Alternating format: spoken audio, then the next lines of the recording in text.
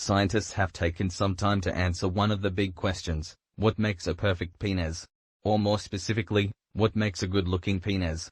In general, we can agree that the visual isn't the most important thing about what a man's carrying downstairs, but when presented with photographs, what would you want to see? A group of researchers surveyed over 100 women to find out what they look for when they get down a gent's trousers. According to the study conducted at the University of Zurich, general cosmetic appearance is the most important thing. How shallow.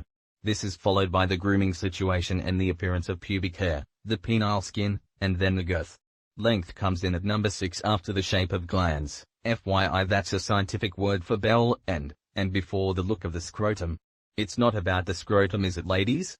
Disagree with any of these? Got a real thing for the position and shape of a man's glands? As for the topic question of the day, what do you think makes your penis perfect, guys? Once again, I am the Imperfect Man, and I'll see you all on Wednesday. Scientists have